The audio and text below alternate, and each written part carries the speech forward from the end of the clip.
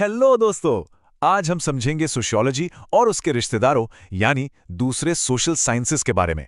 हाँ, ये एक ऐसा टॉपिक है जिसमें अक्सर कंफ्यूजन होता है, लेकिन चिंता मत कीजिए, आज सब कुछ एकदम साफ हो जाएगा। एग्जाम से ठीक पहले इस सारी ओलॉजीज सोशियोलॉजी, एंथ्रोपोलॉजी, हिस्ट्री सब एक जैसे लगने लगते हैं, है ना? ऐसा लगता है कि बस नाम अलग हैं, काम तो सबका एक ही है। पर इनके बीच में ना कुछ बहुत इंपॉर्टेंट फर्क है जो एग्जाम के लिए जानना जरूरी है। ओके, तो इसको आसान बनाते हैं।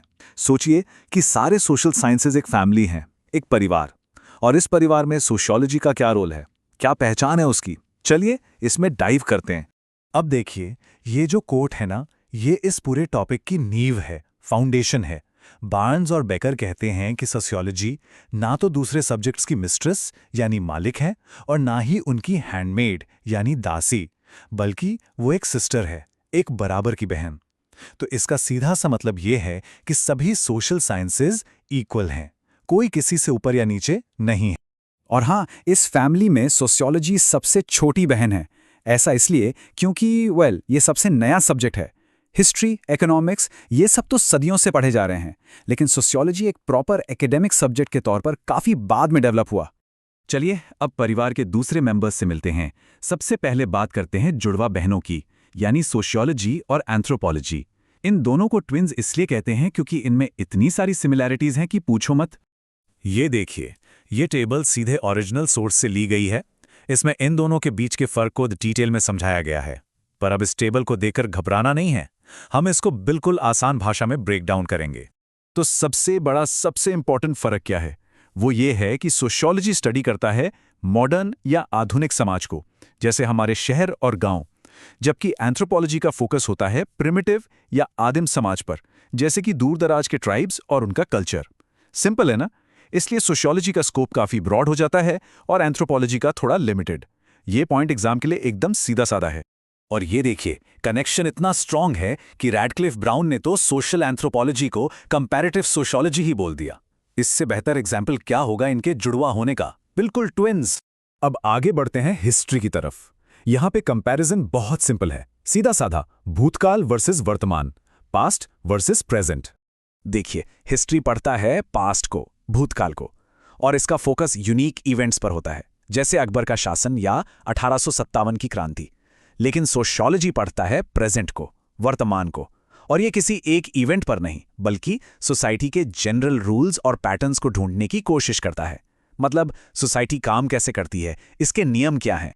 और इस खूबसूरत रिश्ते को G.E. हैवर्ड ने एक लाइन में इतने ब्रिलियंट तरीके से समझाया है: history is past sociology and sociology is present history.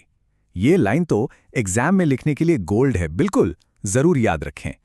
चलिए अब आते हैं एक और इंटरेस्टिंग रिश्ते पर, सोशियोलॉजी और इकोनॉमिक्स का। और यहां सवाल थोड़ा अजीब है, कौन मास्टर है और कौन सर्वेंट, कौन मालिक और कौन नौकर? इंटरेस्टिंग है ना? तो इस टेबल को देखें जरा। इकोनॉमिक्स का पर्सपेक्टिव, उसका नजरिया सिर्फ इकोनॉमिक होता है, पैसा, मार्केट, डिमांड, सप्लाई, बस। लेकिन सोशियोलॉजी का पर्सपेक्टिव सोशल होता है। ये सिर्फ इकोनॉमिक लाइफ नहीं, बल्कि सोसाइटी के सभी पहलुओं को, ऑल एस्पेक्ट्स को देखता है। इसलिए साफ है कि सोशियोलॉजी का स्कोप बहुत वाइडर है, व्यापक है, जबकि इकोनॉमिक्स का स्कोप थोड़ा लिमिटेड यानी सीमित है। और इस स्लाइड पर P.H. विक्सटीड का ये फेमस कोट है। वो कहते हैं कि इकोनॉमिक्स को सोशियोलॉजी की हैंडमेड यानी दासी होना चाहिए। उनका पॉइंट ये था कि सोचिए, कोई भी इकोनॉमिक एक्टिविटी, पैसों का लेन देन, हमेशा एक समाज के अंदर ही तो होता है ना?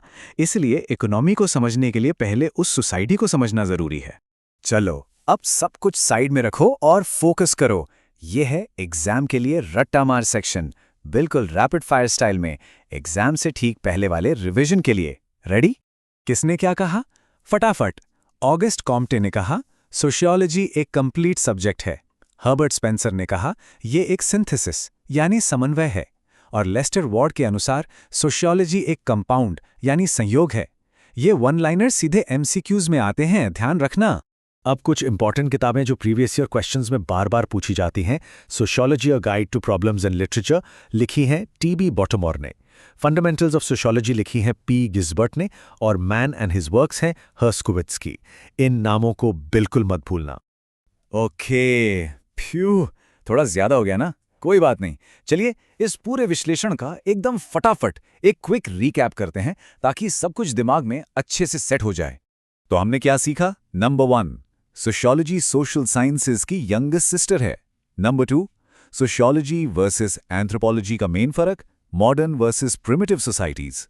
नंबर 3, सोशियोलॉजी वर्सेस हिस्ट्री का फर्क, present patterns versus past events.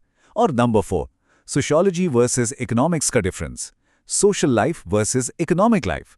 एकदम सिंपल। तो आखिर में एक सवाल, अगर हिस्ट्री, इकोनॉमिक्स या एंथ्रोपोलॉजी जैसी ब्रांचेस को गहराई से समझना है तो क्या उन सब को खोलने की मास्टर की सोशियोलॉजी हो सकती है? इस पर जरूर सोचिए। अगली बार मिलेंगे एक नए टॉपिक के साथ। धन्यवाद।